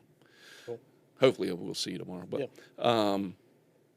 all of that to say is that he was my trainer at VHP, and 2 weeks in, he had to adapt to my old ass. But I lost 20 pounds. My visceral fat went down by like 2 pounds, 2.5 pounds. And man, I was really back at it. And then I hired him outside of VHP to say, hey, help hold me accountable. We were training. I rip it again. Ugh. I mean, almost crippling. And I used that as an excuse, Fuss, to not stay at it and not hit the skier, not hit all the things that didn't hurt. I was just like, I'm just going to take a week off. And a week has now turned into a year and a half now. Gotta get back. So I got to get back on the horse. When I blew out my Achilles, I was goofing off my kids, jumping, and boom, went. And then I was like, all right. We were living in Boston. The doctor I went to was like, you're gonna be fine. He's like, every pro athlete in Boston who had had an Achilles done. He's like, he played in the Super Bowl, he played in the Pro Bowl, blah blah blah. He goes, you're gonna be fine. You got no excuses, basically. Was telling you. And I was like, I was probably 3 or 4 weeks into recovery, and we hosted a bunch of guys that were going to run the Boston Marathon, and amongst them was Dan Canawson. I don't know if you know Dan. You should have Dan on your show. He's an amazing guy. Dan, You guys write that down. What's his name? Canawson. You right. should probably Google Canawson, pull him up. You probably Dan lost both his legs in Afghanistan. He spells it like Cnossen. Dan, I'm sorry if I'm butchering your name. Canawson. Probably can't find a picture of him not smiling. Like, he's the most positive dude ever. Like, pictures of him in Bethesda after losing his legs. That's Dan. And so he's like I've seen this guy before. 7 or 8 Olympic medals. He does the skiing, shooting, the biathlon stuff. But he was at the house. Somebody was asking how I was doing. One of the wives said, "Hey, how's it doing?" And I'm like, "I'm not going to cry about my little scratch in front of Dan." And I think Dan was over there having a beer. He's like, "Yeah, you better not." And, but then he was out. I was like, "That's fine. Whatever, man. Recovery. It's a pain in the ass." He goes like, "I'm kind of jonesing because I can't really do any cardio. I'm stuck in this thing. I can't do any cardio." And he's like, "Why don't you buy a ski erg? Like, what do you think I train on? I got no legs." It's like, duh. So I bought a ski erg, and that thing will destroy you. I've tried this osmosis thing. Like, I've got a skier. Like, when I went to VHP and I looked around, I was like, man, this is not really complicated, right? This is pretty straightforward, kind of Cro-Magnon. You just move your body, mobility. Some bands. It works. And so I've got a really nice setup in my gym. And that little voice every morning, like, you little bitch, you're going to go to work and you're not going to touch us. It's getting at me. Yeah. So, I need to talk to you off camera and figure out what. Yeah, for sure. Yeah, I got a push through that. We're pretty fortunate. So 55 now, I get, Kathleen calls it, my wife, the man flu. Like, once I start getting back, like those first 3 days, that first 2 weeks, it is brutal. I feel shitty. I just feel really bad. Yeah. Like getting back into the groove again. Yeah. And I just have to push through it. Yeah. It's not easy. Have you found, for me as a 55, I'm just being really transparent with you. Yeah. My discipline for fitness and exercise is nowhere near what it used to be. Not even close. Really? And you're probably going to bust my balls and go, hey, KP, get back on that horse. But yeah, what is it for you? It's just always been part of my DNA. I mean, I feel I'm not, people talk about like are avid runners, like so hooked on endorphins and the runner's high and all that. And I'm sure some of them are. But like, I just know I feel better, man. Even if, I know even on that morning where I don't really want to work. I could sleep another hour. I don't really need to work out this morning. Or maybe I'll bump it and work out in the afternoon. And you're not helping me. I'm really feeling shitty but about it. But I just know how good I'm going to feel when I'm done.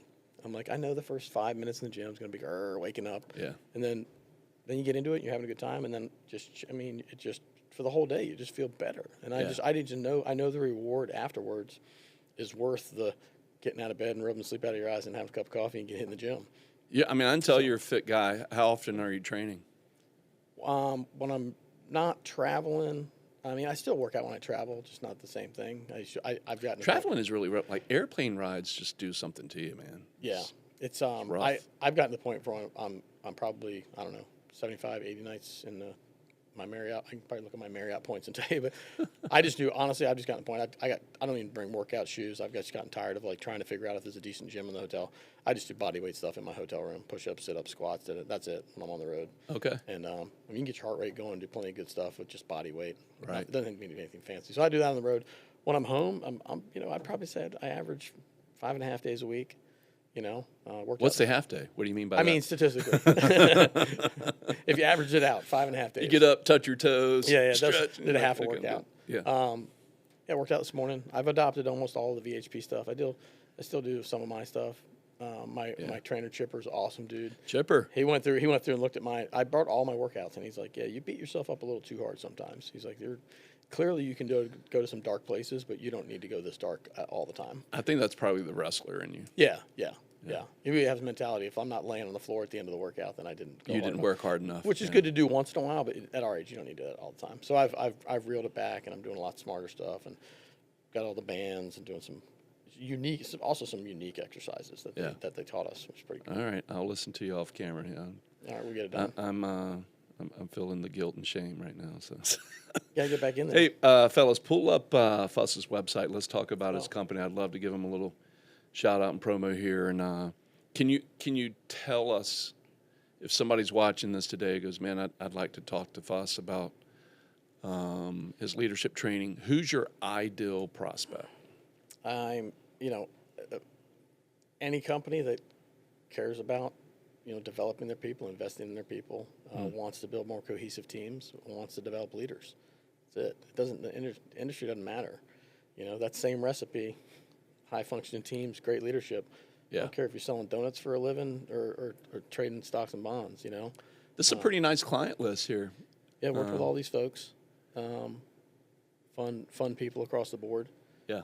And everybody's kind of got their unique approach to stuff. I've had a good time working with the union guys. That's a totally different animal, but great guys. So union and NASCAR, I mean, guys going fast with 4 left turns. What's that about? The NASCAR one I got pulled into through the Dale Earnhardt Jr. Foundation. Great thing. They brought me down, and we. This is the one I brought Dog to teach me with. I got a handful of guys that teach with me. Yeah. And the crew, I'm embarrassed I don't remember his name right now. Ray Everham. He was a Dale Jr.'s, he was Gordon's pit crew chief. And anybody from NASCAR was like, you don't know this? I was like, I'm not a NASCAR guy. But he was Jeff Gordon's pit crew chief, became kind of legendary pit crew chief because of that, and has gone on. I think he owns 2 race teams now. He's very, very successful. Really, really nice guy. And so he's the one that brought me in to teach. And the room was great, man. There was one table of like young dudes in the room, and these are I think they're all like late 20s, maybe early 30s. You'd be like, these are a bunch of good old boys, but these guys build cars. I mean, that's all they do is build cars. Wow. And it was some staff people. It was a mix of the whole. Yeah. There's a lot more going on than just the guy behind the wheel. Well, NASCAR, even like F1, we all glorify the driver. Sure. But the efficiency of that entire team, there was see if you guys can find this Instagram post. I just saw it last night of F1 over the last 30 years and the pit stop efficiency. Oh, yeah. And where it was 30 years ago to where it was in 2025, that a guy on an F1 race can come into the pit now and just over 1 second. It's insane. Insane. Be back out on the course again. Yeah. I mean, that's the thing too. I mean, back to like the SEAL teams. One of the great things in my former life there is like when we wanted to get good at something, we had the ability to bring in world class everybody. Yeah. And and nothing against people who are like world class storytellers. That's a skill. I mean, there's people that are world class. Beat it. Yeah. Beat it. Don't not. That was a really great story you just told me about Tom Brady. I'd rather talk to Tom Brady. Right. See that 1990, 8.95 seconds in 1990, and I mean that was to change 4 tires, fill it up, do a little bit of maintenance. This is 2010. They cut it in half. Yeah. Insane. You And then watched the movie? 2020. You ever watch the movie Ford versus Ferrari? I have. Such a good movie. Yeah. But they talk about that like, oh, they got NASCAR guys working their pits. Why are they so fast? That's 23. Yeah. And it's at 1.73. That's I mean, regardless, man, for anybody who's trying to get better at your shop, you name the shop. Like I said, if you have the opportunity to work with someone who runs who's on an elite team, runs an elite team, you can learn from it.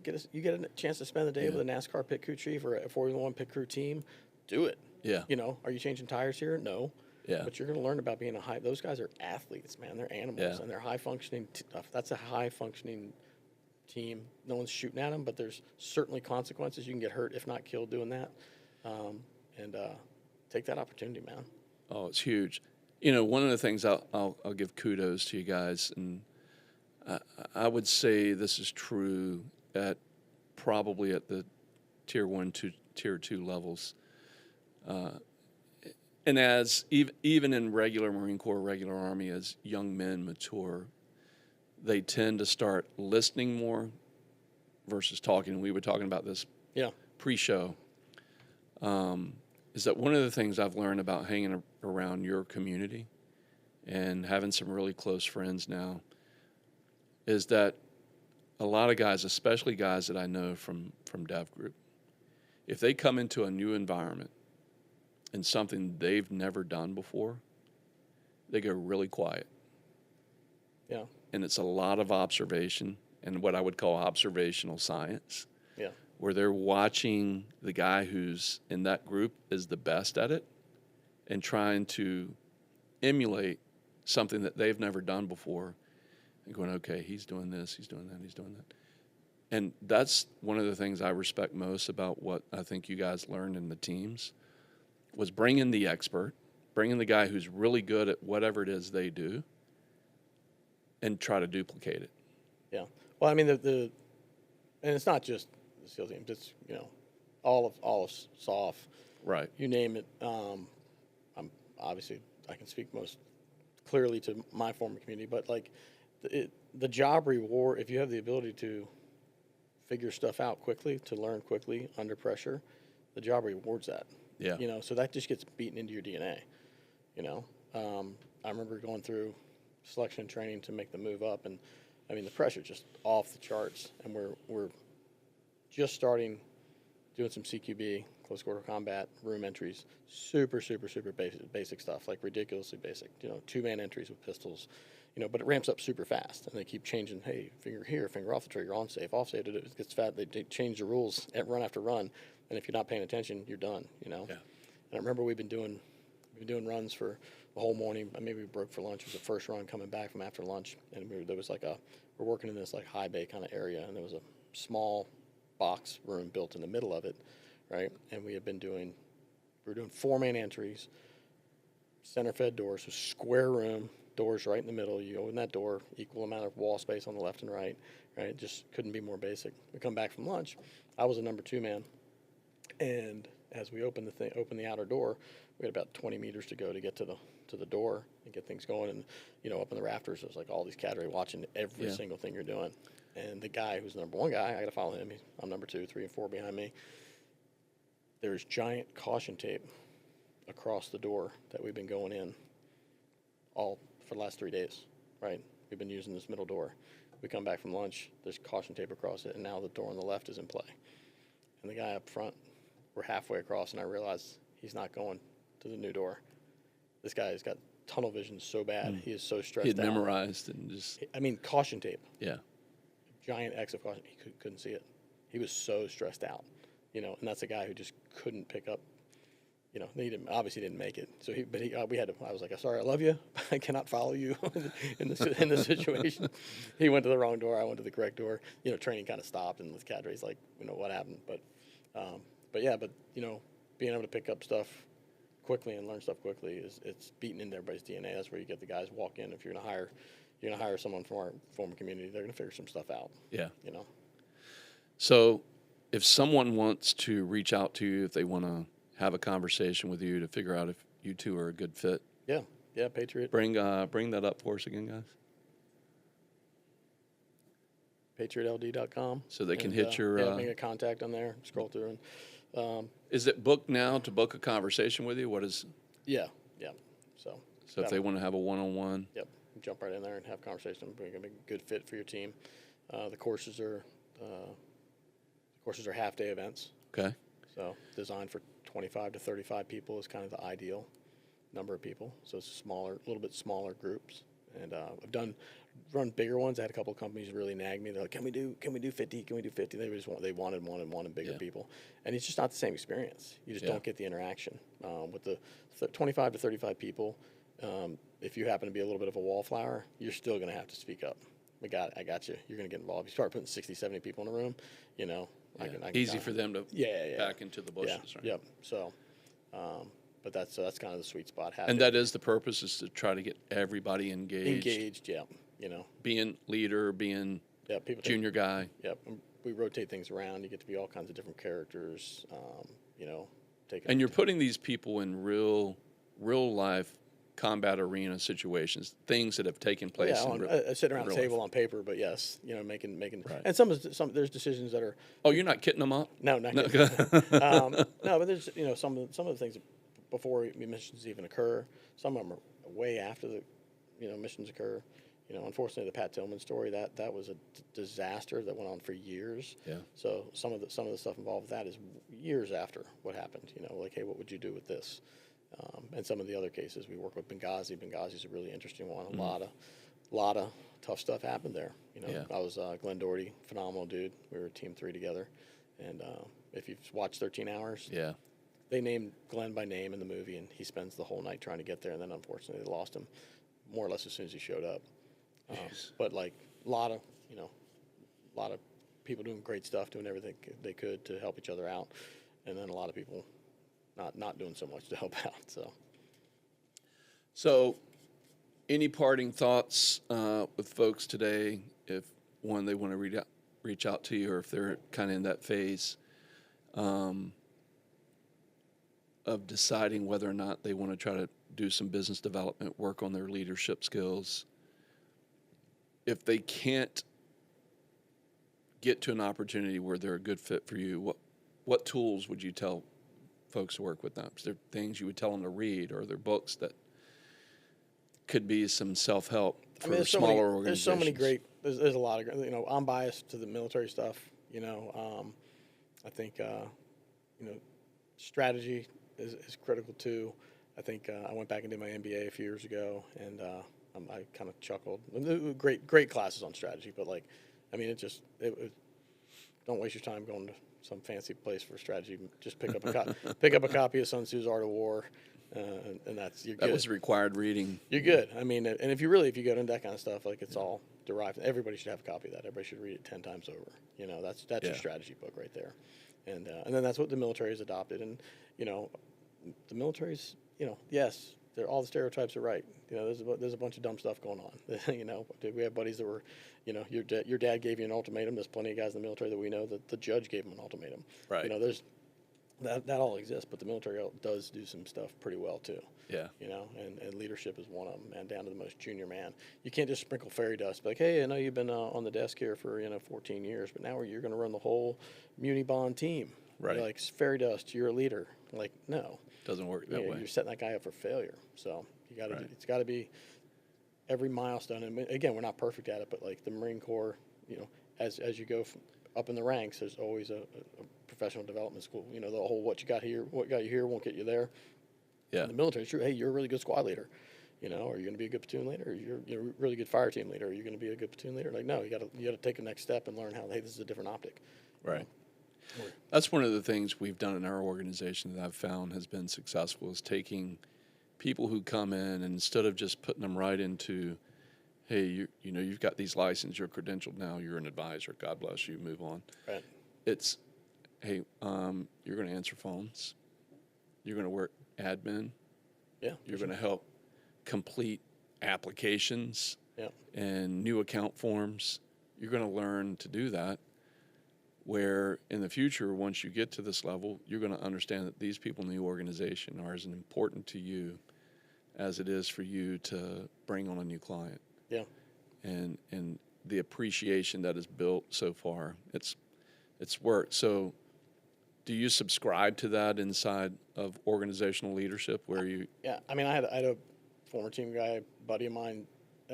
He went out and worked at one of the big casinos in Vegas, and he did that like big time. Like he spent like I think maybe a month making. He worked as on the maid staff. He was cleaning rooms. Wow. For like a month. He did everything. He did basically every job in the hotel that he could before he went to ultimately security. I on a different level, when I got to my shop, Wellington, my boss, he was like, hey, since you really don't know anything about this whole place, he goes, you should spend some time getting to know anybody and everybody. And I sat down, and as soon as I got there, I was like, all right, I'm going to have two coffees each week with somebody I don't know. And me being me, I started off with all the executive assistants, all the admins. That was my first for like months. My boss actually checked in at one point. He's like, "Hey, so who have you had coffee?" You know, and I rattled off like 20 names, and he didn't know any of them. And he goes, "Who are those?" I was like, "Well, I started with all the admins.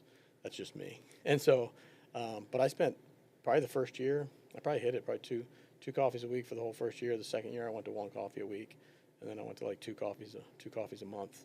When I left there, 1,600 people. I mean, I knew everybody, you know, and that's how you get stuff done, man. Guys like, Right. you know, if you don't know the organization, you know, if the only time if you're legal in compliance and the only time I call you is when my world's melting down around me, I'm just one more jerk on the phone bugging you, you know. But if I've taken the time to come sit down with you and have a coffee with you and you know me, you'll be like, "Oh, hey, Fuss, what's going on, man?" Like, "Hey, we need some help." "Sure. What can I do for you?" Right. You know. Right. So building those relationships. I mean, I might not go down and work in legal and compliance, but I can at least go down and rub elbows and be like, "What do y'all do here?" You know, figure it out. In your own business today, Fuss, where you know you're leading this organization, you've got a team that helps you facilitate these training events. When it comes back to now, Fuss, SEAL Commander, now Fuss is in charge of Fuss, right? And you've got a team of facilitators who help you. What are some of the challenges you as a business owner face every day, like in some of these other aspects, from marketing to you know, getting your story out? What challenges do you see, and what are you trying to do to overcome those? I guess the two big challenging areas, probably for everybody in business, the small businesses, you know, is marketing and business development. Really, just getting the brand out there the right way, you know, without crossing lines that you're not supposed to cross. You know, stuff that I talk about is real stuff. I've had to go through, dig deep, and go through and teach everything on unclassified level. And I don't name any names, nothing like that, you know. So, but getting it out there at the right level and appropriate, and not pretending to be something that you're not. Sure. So that's biggest, and just I'm just getting after it, Right. leaning into it, man. So. Yeah, being the sales leader in the organization, where you actually have to pick up the phone and go, "Hey, I'd love to share our story with you." Yeah. So that's what I call getting in front of people on a favorable basis and being able to do that. My wife's also got a small business, and she's funny. I think it was a meme she saw. I mean, she said it. She said, "If you see me talking to myself, don't worry about it. I'm just having a staff meeting." So, which is kind of true for when you wear 17 different hats trying to figure stuff out. It's a lot going on. Yeah. Well, hopefully our conversation today helped do a little part in helping improve you 1% more in terms of putting the message out there, getting people knowledgeable about Patriot leadership development and what you guys do as an organization to help make teams 1% better every day. Appreciate it. Can we throw? I should have mentioned it earlier. Can we throw Rachel's? Please. Can you throw up Mercio? Should pop right up, Mercio, just like it sounds. .com? Yeah. Yep. Sorry, one more time. Mercio. Y-O. Y-O? Yep. And this is Rachel, your my wife. Your wife. She started a clothing boutique down in Ghent. For all. www. How about shopmercio.com? Go to that, shopmercio.com. You're going to kill me, I didn't know that. There she is. She started a women's clothing. For all the guys out there who are knuckleheads like me who don't know how to shop for your wife, just call go her. to Mercio and she'll take care of it for you. She'll custom shop for you. That's right. Man. Yeah, it's fun. I may have to go check this out. That's very cool. How long has she been doing this? A little over 2 years now. We're right down in Ghent. So we live down in Ghent. Oh, do you really? Yeah. Yep. Love it down there. So, wow. A little bit of old school, old houses. Yeah. House is a little bit over 100 years old. Got some character to it, so it's fun. We like it. That's beautiful. So you don't have to leave that up. You can go back to something. With guns on it if you want. Who wants to look at guns when you look at those chicks? They're beautiful. Hey, man, thank you so much for joining us today. Yeah, thanks for having me. This is awesome. I love having you on board, and again, appreciate everything that you're doing. And leadership through ethical dilemmas. You should go look up Jon Fussell, look up Patriot Leadership, and give them a shot to at least have a conversation with John and his team about how they can help your organization. So thanks for giving us your time today. Really appreciate it. And God bless you. Good luck to you. Yeah, man. We got to get your crew here. We'll get you through a course. We want to do it.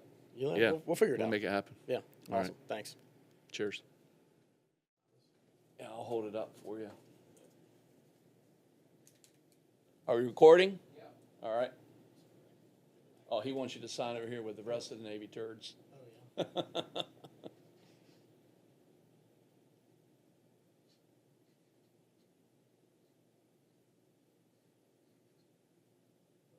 You got to put your USA or whatever you want to put underneath. Frogman and some bullshit like that.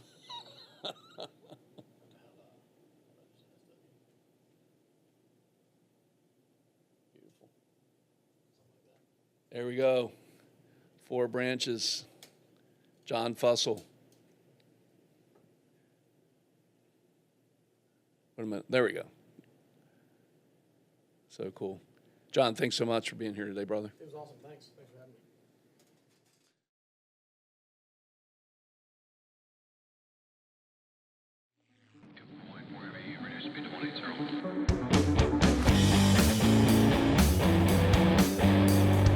Blackbox.